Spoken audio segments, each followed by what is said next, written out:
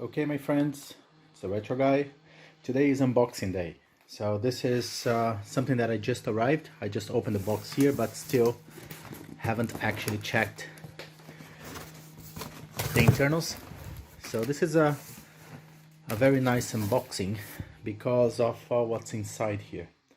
So this I bought at eBay around 2 days ago, so the delivery was pretty fast. And so this is a company that basically has only mainly, corporate computers and stuff like that, and they sell that at eBay. And so they had this. So it's very well packaged, which is a good surprise. Wasn't expecting this level of packaging here, so it's really well protected, which is a good sign. Okay, so let me see, how am I going to open this with just one hand? So let me get this off the box and put it in a place where I can manipulate this a little bit easier. Okay, so should be easier now.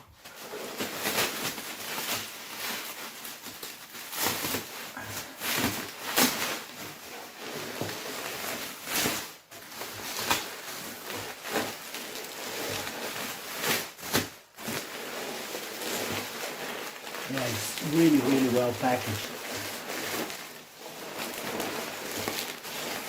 As you can see, there's layers and layers of protection, which is again a good surprise.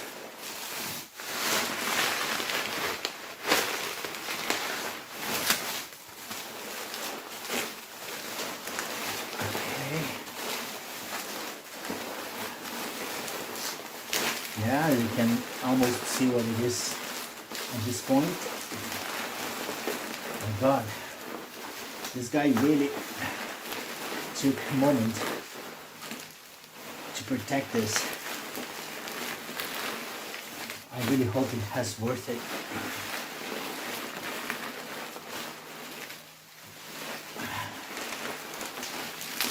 And finally, it is here.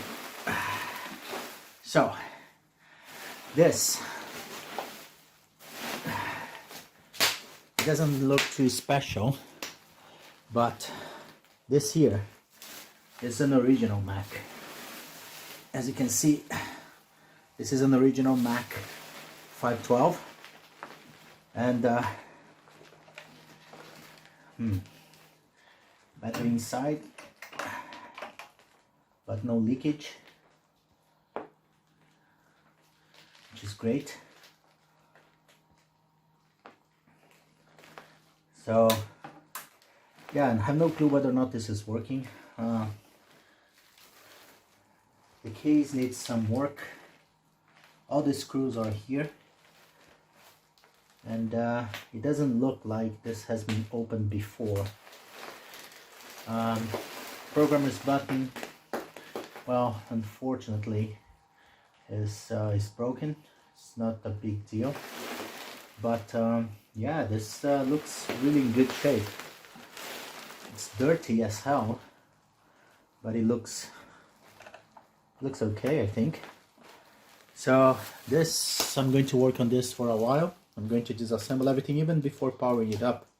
I'm going to disassemble the whole thing, make sure that the boards are clean and there are no leakages in terms of caps or anything like that, and only then I'm going to try and power this on to see whether or not this works. So some work to be done here. Really happy with this acquisition, because again, this is not easy to come by, like a 512 Mac or the 128. Those are the first generation of the compact Macs, and it's really not easy to come across those, not in a good shape at least. So I have a Mac Plus here, which is the second generation, but I never had the first one. So yeah, was looking forward to this, and the price was just right. I think I paid 60 pounds for it, so it's not cheap, but again, like This is a historical machine, so I think it has worth it. I have already bought the keyboard and the mouse for it as well. The keyboard should be arriving this week still, and the mouse should take a little longer because it's coming from the US. So the thing about this is, just like the Plus, keyboard and mouse are different. They are not ADB or USB or anything like that, of course, so it actually uses like a phone jacket here to connect the keyboard. So it is a specific type of keyboard that fits here. Not all keyboards will work. And the mouse resembles a little bit like the old PC mouse at the era, but it's not, the pinouts are not compatible. So it's, you know, this machine deserves a proper Apple mouse anyways. That's what I wanted to show you guys. So as you can see, eBay still has some good stuff if you take some time to look around, and really happy with this. And thanks for, you know, the seller for all the trouble that he has gone through packaging this. Really amazing job. Really happy with that. Hello guys. So this is the Mac 512 disassembled. So here we have the analog board, and as it can be seen here, it's in amazing shape, really. Like not only it's very clean, but I really don't see any leakage or anything on the caps. So for now, I'm really not intending to replace the caps. The only one that I replaced was this one here, the C37, which is known to fail, even though it looked great. So this is basically the original one, and as it can be seen, like it's in really good shape. Like it's not busted or anything like that. I had a Plus where this guy, the C37, actually blew up, and it's very common actually in this old analog board. So I just replaced it because I did have the right cap for that, and so I just did it. I didn't touch the others, even though it might be a good idea to do that in the future, but I'm just going to leave them as they are. I don't see any corrosion on the battery compartment here, which is good news, and everything else seems to be okay. But I have to say, I tried to turn this on before fully disassemble it, and it did show an image of the disk, which is a good thing. It tells me that the logic board is fully functional, but the image started to fade out, and eventually it turned black. So after a few seconds, powered on, and this tells me that there was either like a bad solder joint somewhere in the board, or some cap that is not working as expected. I don't think it's the flyback transformer. It looks okay, and those guys are really hard to fail, so I don't see any cracks or anything like that would indicate that this guy is you know, about to fail. It could be, but I don't think it is. Again, the board looks amazing. Like I don't see any burns out or anything like that. Like the Color Classic that I have, the logic, the analog board is in very bad shape. So you can see a lot of, for example, diodes that are burnt out and stuff like that. Not in this one here. So I don't know. I cleaned everything up. I actually, I did reflow the solder joints. Not all of them, but the ones that are known to fail, like for example in the middle connector here, and some other points like in the high voltage areas, like in the flyback here, and some other points. So I didn't really reflow everything, but it might be a good idea to do so. So sometimes just reflowing the solder, it might take care of a lot of issues in those old boards. But again, like if you take a look at the solder work here in the board, it seems to be really okay. Like I don't see any cracks or anything like it. It just looks okay. So I'm not too worried about it. But I did reflow the soldering in some points in the board. So let's see if that makes any difference when I try to power this up again.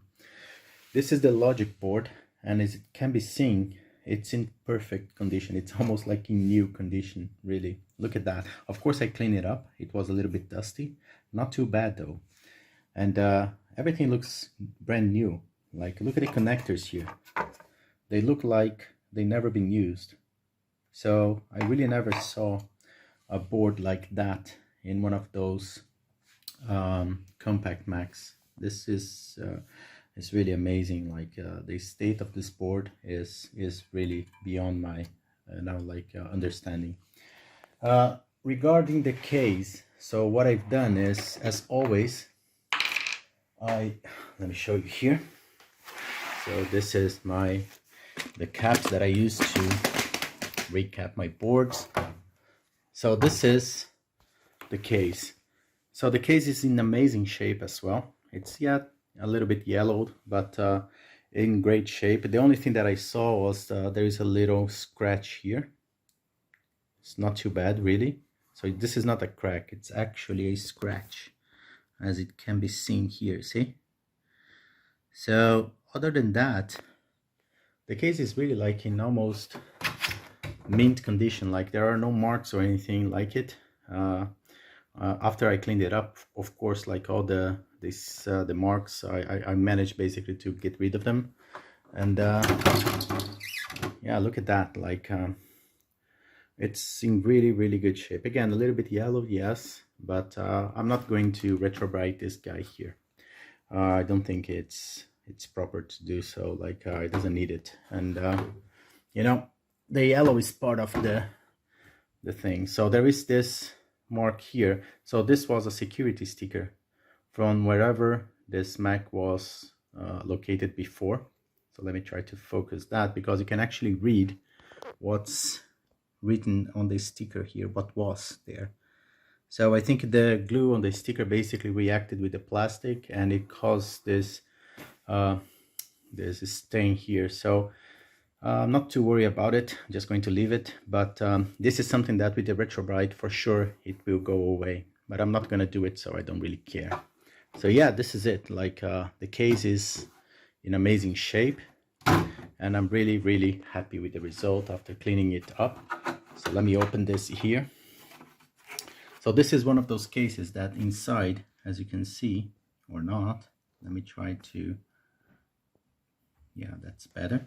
So as you can see, you have the signatures of the team that participated in the development of the Macintosh. So you can find basically the signature of the whole team, including Steve Jobs and Woz. So Wozniak, you can find the signature just here where my finger is. So this is Woz signature. So it's all there, see? So the Plus also has this, and of course the original Mac probably has it as well, like I mean the 128. So those are, I think, the only ones that have it. I think beginning on the SC, for example, we don't have this anymore. So it's nice to have this. So even internally the case is in amazing shape, as you can see, no stains or anything like that. So it's looking fantastic, really. So yeah, I was really lucky with this Mac. So even if I still have problems with the video, I have another Mac Plus that I can just swap the analog board with, and it probably is going to be okay. So, and then afterwards I can just recap the whole thing, and I should get rid of the problem.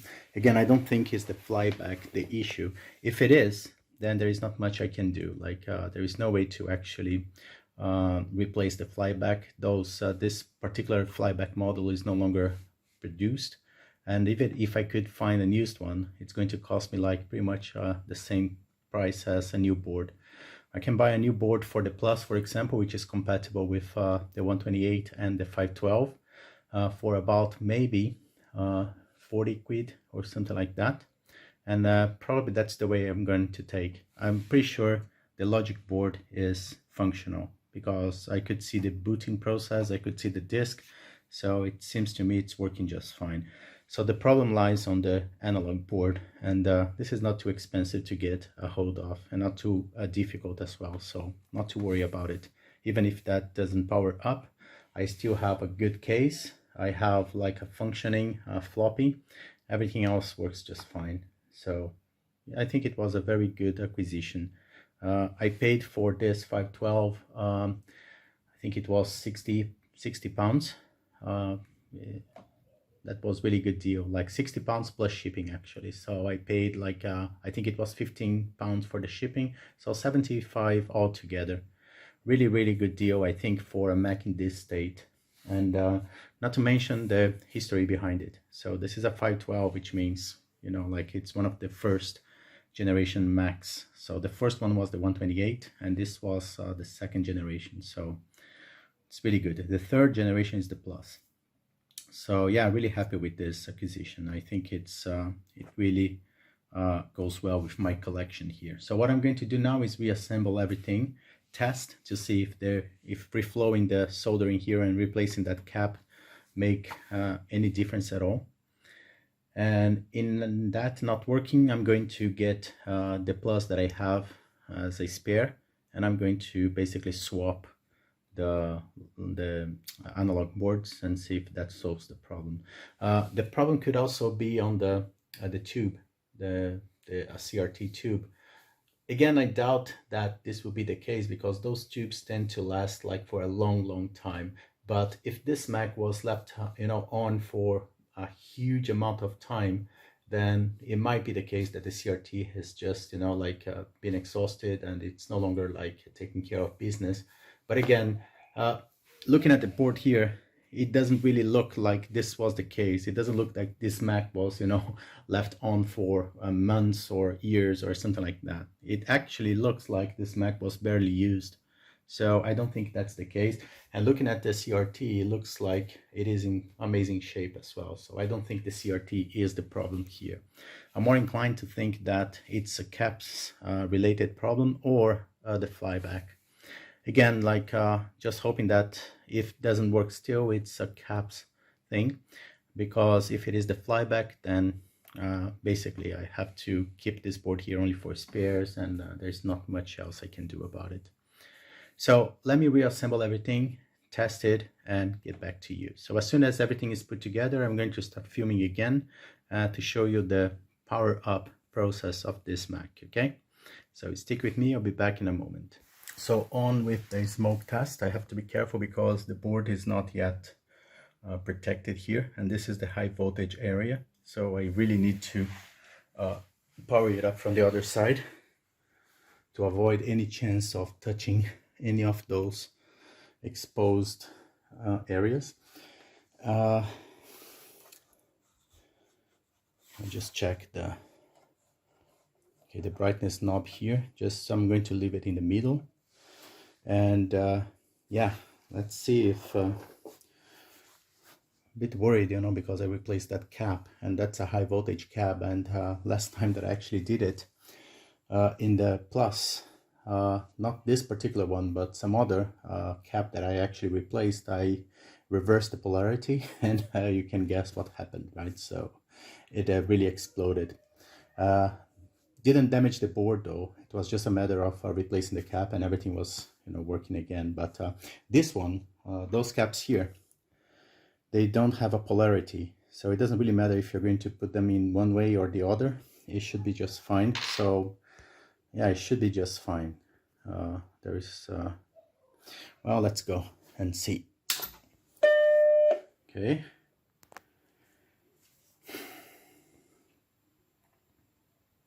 Nope, that's not good.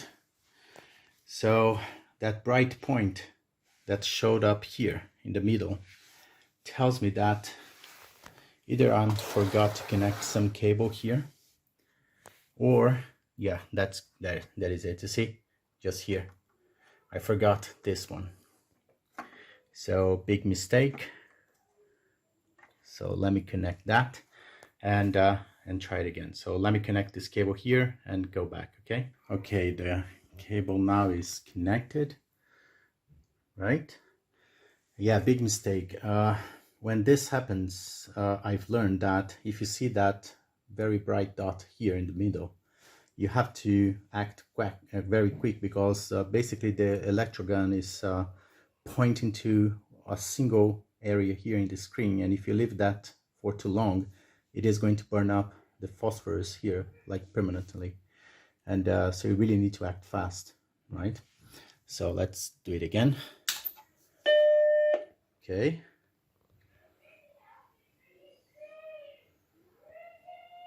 And hey, it's actually looking great. Look at that. Wow. Amazing image. It's just perfect, really. Very bright. The CRT is in amazing shape, no burnouts or anything. So that's, I'm astonished.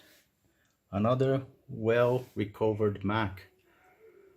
And I really don't know if it was the cap that I replaced or if it was some bad solder joint that when I reflew everything, not everything, but some of the points, it actually took care of the problem.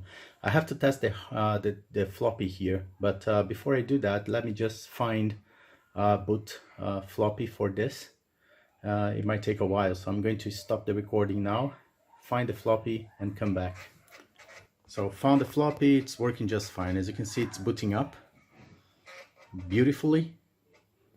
And so let me try to get an image. Yeah, there you go. So look at that. I have a fully operational 512. And wow, that's amazing. Maybe I need to centralize the screen a little bit. It's a little bit to the right here. But that will be it, really. I'm actually not even going to touch it. I'm just going to leave it as it is. It looks perfect the way it is. So I'm not really going to do anything here. The image is really amazing, and the brightness is not even in the maximum. No, actually it is. Yeah, this is the maximum brightness, and it's looking just great. Yeah, perfect. So yeah, that's it, guys. Another successful repair of a historical machine. Really happy. So the keyboard and the mouse are arriving. The keyboard for this is going to arrive tomorrow. The mouse, again, is going to take a while because it's coming from the US. The keyboard for this, it's basically the same as we have for the Plus, which is this one here. So this is my Plus. So this is the keyboard and mouse. And as you can see, the keyboard actually connects to this phone sort of jacket that you have here. So it's a very different type of connector and a very special keyboard. Not very easy to find those in working order. So I bought one. Hopefully it is in working order. This one here, when I bought it, it was a disaster. I have to basically open it up. I have to redo some traces that were gone in the membrane. So, but it's in perfect shape now. And this is my Plus, of course. So yeah. I like the Plus because the Plus has a SCSI port, whereas the 512 and the 128, they don't. So you can only operate them with floppy disks, which I do have another one there that is now connected to the Plus, but I'm actually going to swap to be used on this one here because this one needs it more than the Plus. The Plus is using like a SCSI external drive. It doesn't really need the floppy for anything. This one here is going to really benefit from an extra floppy drive. That's it, guys. Done for now, and hope you enjoyed it. Bye.